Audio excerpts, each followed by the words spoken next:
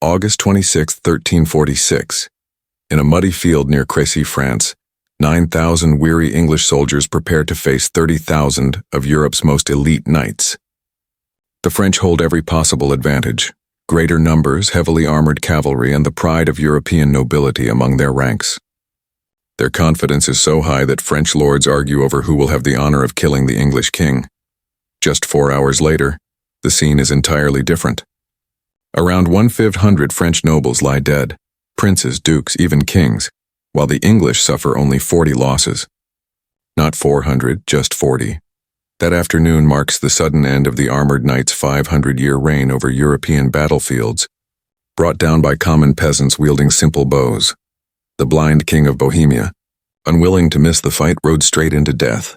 French knights trampled their own men in their desperate retreat.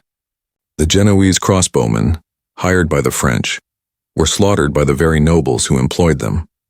For weeks, crows feasted so gluttonously on noble corpses that they grew too heavy to fly.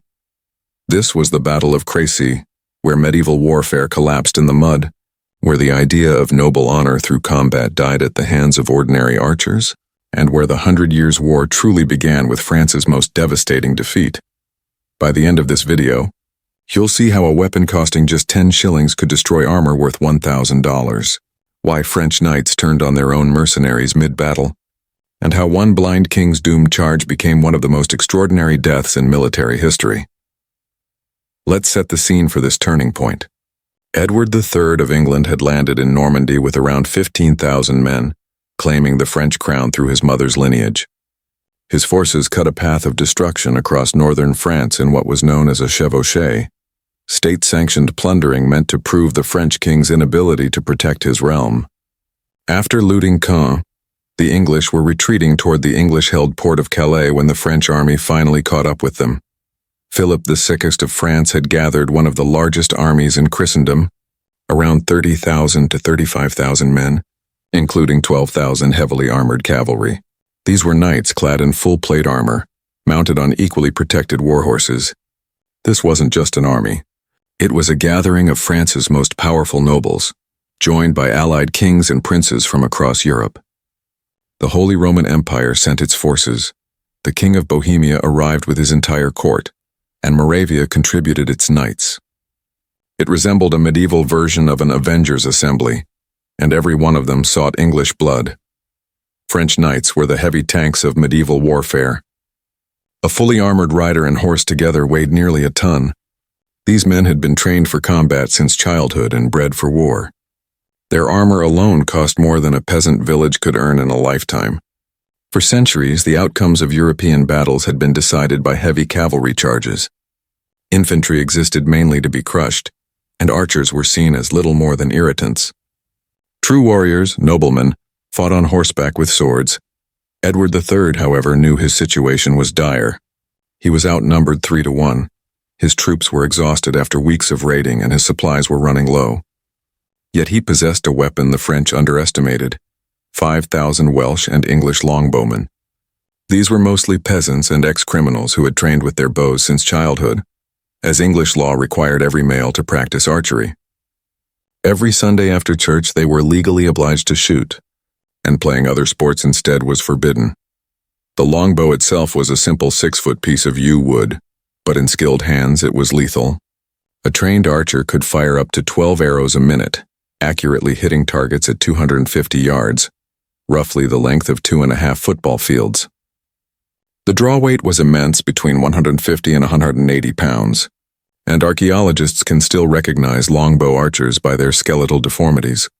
Their left arms stretched longer than their right from years of pulling such tension. Edward chose his ground carefully, positioning his forces on a hill to compel the French to attack uphill. He organized his men into 3 divisions, with the archers forming a V-shape between them to create overlapping fields of fire. Then, in a move that shocked both sides, Edward ordered his knights to dismount and fight on foot. English nobles fighting as common infantry, it was an unprecedented strategy. But Edward understood something the French failed to see. The era of the mounted knight was coming to an end. His decision to have his knights dismount sent shockwaves through his own forces. These men had spent their entire lives training for the thunderous charge of battle, their war horses valued more than gold. To fight on foot like common soldiers felt like a betrayal of centuries of noble tradition, yet Edward insisted, reminding them that survival outweighed pride. Reluctantly, knights clad in polished armor began stepping into the mud beside archers in simple wool hoods, a sight unseen before across Christendom. The English camp remained eerily calm on the eve of battle. Archers tended to their longbows, rubbing beeswax into the strings to keep them dry. Stakes were driven into the soil and ditches dug by torchlight. Chronicles record that Edward even distributed meat and ale, ensuring his men slept with full stomachs while the French, weary from their forced march, arrived hungry and disorganized. Every detail reflected discipline confronting arrogance. The English also shaped the battlefield itself. They dug trenches and pits before their lines to break cavalry charges, and drove sharpened stakes into the ground at angles to unhorsed riders. The terrain became a deadly trap, prepared while the French were still on the move, and then they waited. Meanwhile, on the French side, confusion paraded as grandeur. Nobles rode past one another in glittering armor, banners cracking in the wind, each trying to outshine the rest. Dukes and counts quarreled openly about who would lead the first charge or capture Edward for ransom. Some boasted they would drag the English king back in chains before nightfall. Philip VI's attempts to calm his nobles were drowned out by blaring trumpets and proud boasts. The army resembled a chaotic tournament more than a coordinated force. When dawn broke on August 26th, the French vanguard marched through the scorched remains of Edward's chevauchée. Villages still smoldered, crops lay in ashes, and livestock wandered the fields. Peasants muttered curses as columns of armored knights passed their shattered homes. For the French nobility, it was humiliation demanding swift revenge. For the English, it was confirmation that their scorched earth strategy was working. The land itself had become a weapon. Philip II's army reached Crécy around 4 p.m. on August 26th, worn down by the long march. The wiser move would have been to rest and attack the next day. Philip actually ordered a halt, but patience and caution were foreign to French nobles. Seeing the English outnumbered, weary, and far from home, they smelled glory. Each noble longed to be the one who would kill or capture Edward III. By mid-afternoon, dark clouds began to gather overhead. A sudden rainstorm drenched the field. The French knights laughed, confident their plate armor would shield them. But for the missile troops, the rain meant something very different. The English calmly unstrung their bows and tucked the strings beneath their helmets and cloaks to keep them dry. The Genoese crossbowmen took no such care. Their strings became slack and useless, no match for the power of the longbow. A small detail, just minutes of preparation, would decide the fate of thousands. When King Philip VI finally arrived and saw the English calmly positioned on the hill, banners flying and ranks steady, he ordered his army to wait until morning. But knights rarely waited. Behind him, counts and dukes urged for immediate attack, claiming the day was wasting and glory slipping away. Some had already lowered their lances. The king's command vanished into chaos. The French army ceased to be an army. It became a restless mob of nobles who let pride override discipline. The Battle of Crécy began not with planning, but with arrogance spiraling out of control. The French vanguard ignored Philip's orders and advanced. Once a few nobles moved forward, the rest followed, unwilling to lose their share of fame. The king had lost control before the first strike was made. What followed wasn't a battle. It was a noble charge into disaster. First came the Genoese crossbowmen, about 5,000 strong, among the finest mercenaries available. But their large shields, or pavises used for cover during reloading, were left behind with the baggage train. They had to advance exposed. The earlier rain made things worse. While the English had kept their bowstrings dry, the Genoese strings were stretched and weak, shortening their range. When they reached about 150 yards, they fired their first volley, but most bolts fell short. Then the English answered. 5,000 longbows released at once, the sound described as thunder. The sky darkened with arrows. Each archer loosed about 12 per minute, nearly 60,000 arrows raining down every minute on the Genoese. With no shields and no cover, and their crossbows taking half a minute to reload compared to the longbows' 5 seconds, they were quickly overwhelmed. The Genoese broke and ran straight toward the French lines. Then came disaster. Count d'Alençon, furious at their retreat, shouted, "Cut down this rabble blocking our way." The French knights charged into their own men, trampling and slashing through the Genoese ranks. They slaughtered their own mercenaries for retreating too slowly. Caught between English arrows and French steel, the surviving Genoese fled the field, cursing their employers. Then came the main French assault, 12,000 mounted knights charging uphill through mud, over the bodies of the fallen into a storm of arrows. This is where we must consider what a longbow arrow could actually do to armor. At a distance, arrows might not pierce solid plate, but they didn't need to. They targeted the horses, which even with armor still had weak points, the eyes, mouth, and legs. A 1,500-pound horse struck by several arrows couldn't continue its charge. It screamed, reared up, and collapsed, becoming a 1,500-pound barrier. The knights behind them collided with the fallen animals, halting the momentum of the attack. At closer range, under 100 yards, longbow arrows tipped with bodkin points could pierce mail and even plate armor at vulnerable areas. They penetrated visors into faces, joints into armpits, and mail into thighs. Even when arrows didn't pierce, the impact was severe.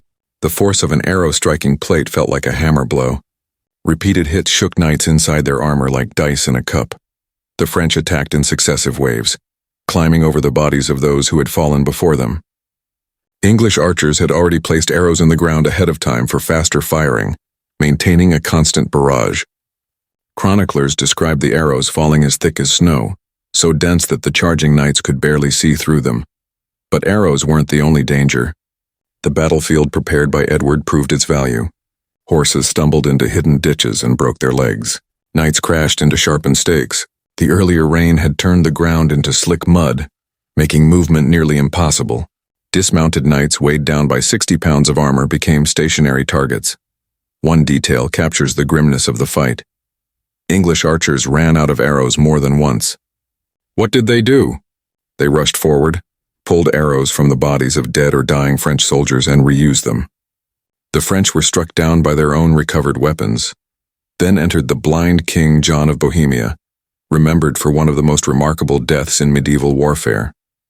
Blind for 10 years, he still came to fight. When told the battle was lost, he reportedly declared, "The King of Bohemia does not flee from battle." He ordered his knights to tie their reins to his so they could lead him forward. Determined to strike a single blow before dying, the 50-year-old king charged directly into the English lines, swinging at sounds and movement. He and his companions were killed instantly. When found, he was still bound to his fallen knights, sword in hand, eyes open. He had fulfilled his wish to strike once before dying. Edward III's son, the Black Prince, was so moved by the king's courage that he adopted John's emblem, ostrich feathers with the motto Ich dien, meaning I serve. This symbol remains with the Prince of Wales to this day. As the sun went down, the French had launched 16 separate charges, 16 waves of nobles throwing themselves into destruction. Each assault was more chaotic than the one before. Some French lords even fought each other to reach the front, desperate for honor, only to perish in the same mud as the rest. King Philip VI led the final charge himself. His horse was killed beneath him and an arrow pierced his jaw. His guards had to drag him from the field as he tried to return to the fight. The sacred oriflamme, the battle banner of France believed to guarantee victory, was left behind in the mud. When darkness fell, the English were stunned by their success. They held their ground overnight, killing any wounded French who still moved. Having run out of arrows several times, they resorted to knives, hammers, and stakes to finish off dismounted knights. English peasant archers were literally beating French nobles to death with clubs. When dawn broke on August 27th, the extent of the slaughter became undeniable. The finest of France's nobility lay lifeless in the mud.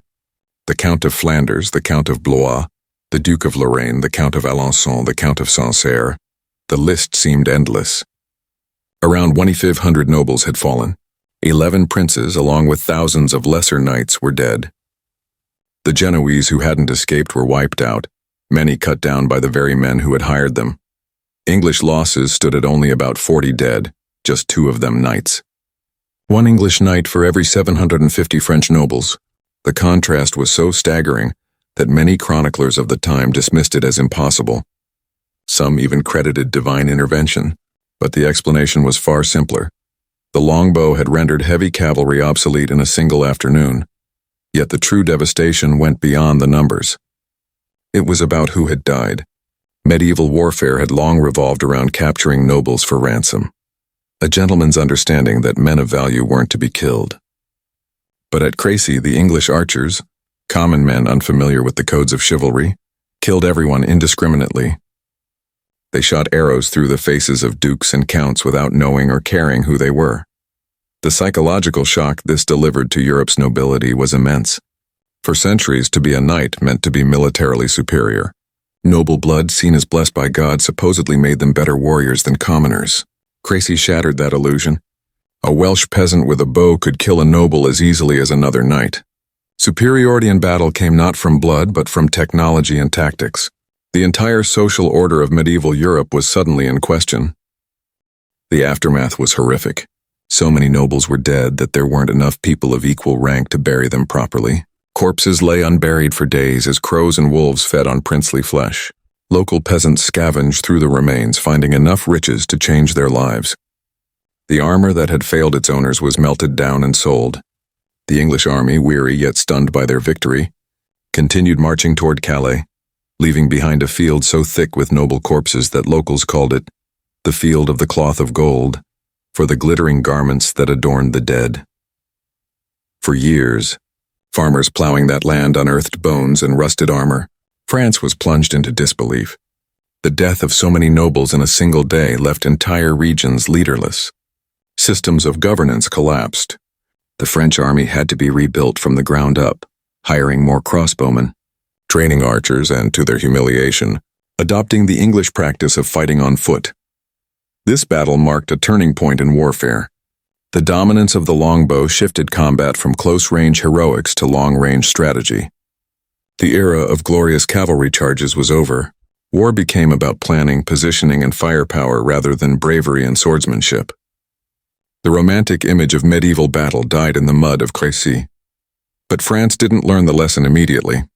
A decade later at Poitiers, they repeated the same mistake, charging English archers on higher ground, with the same disastrous outcome. They lost another king and thousands more nobles. It would take France nearly a century to accept the new reality, that common archers were more valuable than noble knights. The social consequences were even deeper. If peasant archers could destroy noble cavalry, what did that say about the divine right of the aristocracy? If ordinary Welshmen could slay princes, what justified the feudal system? Crécy didn't just end noble lives. It destroyed the belief that noble blood meant superiority in war. The English longbowmen became the most feared soldiers in Europe. Ironically, the longbow's supremacy was short-lived. It demanded a lifetime of practice to master, and new archers couldn't be trained quickly. When gunpowder weapons appeared, arms that any peasant could learn to use in a day, the longbow itself became outdated. The weapon that had ended the age of chivalry was itself defeated by technological progress. Among the fallen, the blind king of Bohemia became a legend. His final hopeless charge was remembered as the last pure act of chivalric honor, choosing death over retreat, striking one final blow for glory despite blindness. His end symbolized the passing of an era when nobility represented more than wealth. It stood for a fading ideal that died with him at Crécy, when honor held greater value than survival. Modern, military historians view the Battle of Crécy as a turning point in the history of warfare. It demonstrated that technology and strategy outweigh sheer numbers and bravery, that fortified defenses overcome reckless cavalry charges, and that coordinated firepower surpasses individual combat prowess. Every foundational principle of modern warfare was revealed on that muddy field in 1346. Yet, the most enduring image of Crécy remains this: French knights, the proud aristocracy of one of Christendom's greatest realms, trampling their own allies in a desperate rush to die with honor, while English peasants calmly shot them down as if at a practice range. The Count of Alençon, who had ordered the slaughter of his own Genoese crossbowmen, was himself struck in the face by an arrow only moments later. The French ended up killing more of their own soldiers than the English ever did. The crows feeding on noble corpses grew so bloated from the feast that locals said they could scarcely fly, hopping from body to body, too heavy to take flight. It became a haunting symbol of the tragedy. Even the scavengers were overwhelmed by the fall of so much nobility.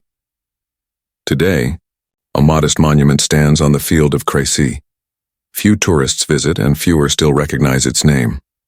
But on August 26, 1346, on that rain-soaked slope, the medieval world came to an end. 5 centuries of military tradition, the very idea of chivalric nobility and the romance of knightly combat, perished in a single afternoon, defeated by commoners armed with simple bows and strings. The English didn't just win a battle at Crécy. They proved that bravery couldn't overcome strategy, that rank couldn't shield against arrows, and that the age of knights had reached its twilight. The French lost more than their warriors that day. They lost their entire vision of how the world functioned. And it all happened because of 5,000 peasants who practiced archery every Sunday after church.